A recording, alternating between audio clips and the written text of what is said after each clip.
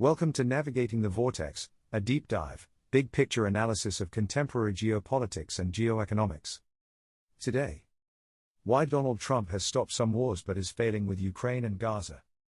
The White House seems to lack the necessary bandwidth for the level of engagement required in more complex conflicts. On July 28, in yet another twist in his unpredictable decision-making, U.S. President Donald Trump dramatically shortened his original 50-day ultimatum to his Russian counterpart, Vladimir Putin, to call a ceasefire in Ukraine to a mere 10 days. This is an unmistakable sign of Trump's frustration with the Russian leader, who he now appears to view as the main obstacle to a ceasefire in the war against Ukraine. Progress has been similarly limited in another of Trump's flagship foreign policy projects, ending the war in Gaza.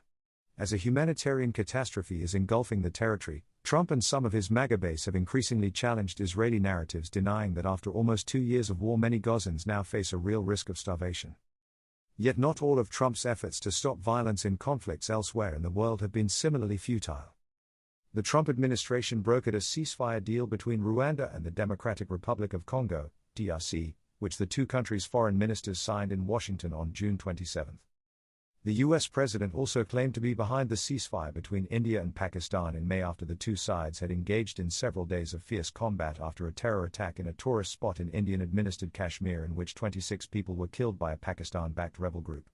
And drawing a clear parallel between this conflict and the border clashes between Cambodia and Thailand in July, Trump announced that he had pushed both of these two countries' leaders to negotiate a ceasefire. All of these ceasefires, so far, have held. By contrast, the ceasefire in the war between Israel and Hamas in Gaza, to which Trump arguably contributed even before he returned to the White House as 47th President of the United States in January 2025, broke down in March, and fighting has escalated ever since. A short-lived ceasefire in Ukraine in April was barely worth its name given its countless violations. 3 factors can explain Trump's mixed record of peacemaking to date. First, the U.S. president is more likely to succeed in stopping the fighting where he has leverage and is willing to use it to force foreign leaders to bend to his will. For example, Trump was very clear that there would be no trade negotiations with Thailand or Cambodia until such time as the fighting stops. The crucial difference, so far, with the situation in the war against Ukraine is that Trump has, and has used, similar leverage only with the Ukrainian president, Volodymyr Zelensky. This led to a U.S.-Ukraine agreement on a 30-day ceasefire proposal just 2 weeks after the now notorious row between Trump and Zelensky in the Oval Office. The mere threat of sanctions against Russia, by contrast, has done little to persuade Putin to accept whatever deal Trump might offer him. Threats from the White House, which were never implemented, did not work in January or May, and the Kremlin's initial reactions to Trump's latest ultimatum do not indicate any change in the Russian attitude. A second factor that may explain why Trump has had peacemaking success in some cases but not others is the level of complexity of U.S. interests involved. When it comes to U.S. relations with Russia and Israel, there is a lot at stake for Trump. The U.S. president still appears keen to strike a grand bargain with Russia and China, under which Washington, Beijing and Moscow would agree to recognize, and not interfere in, their respective spheres of influence. This could explain his hesitation so far to follow through on his threats to Putin. Similarly, U.S. interests in the Middle East, be it concerning Iran's nuclear program or relations with America's Gulf allies, have put strains on the alliance with Israel. Trump also needs to weigh carefully the impact of any move against, or in support of, Israeli Prime Minister Benjamin Netanyahu on his domestic support base. In the deal Trump brokered between Rwanda and the DRC, the issues at stake were much simpler: access for U.S. investors to the mineral riches of the eastern DRC.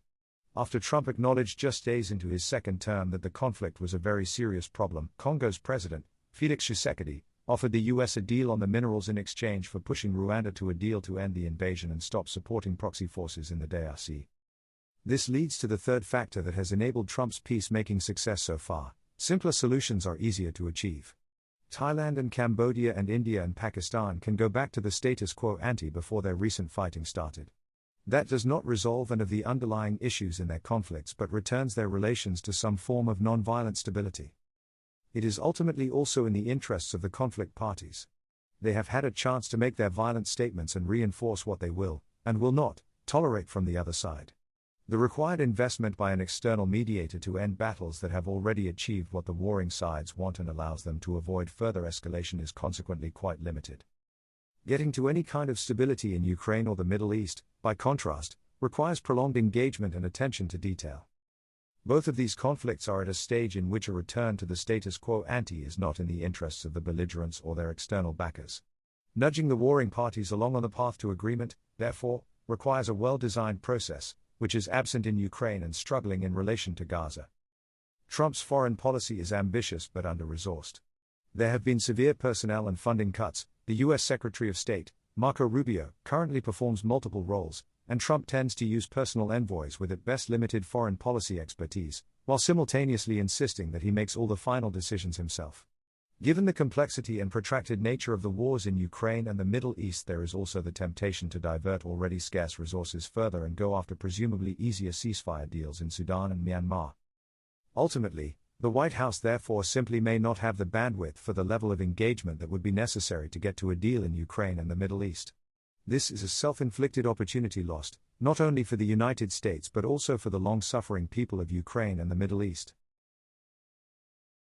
A big thank you to all of our readers, listeners, followers and subscribers.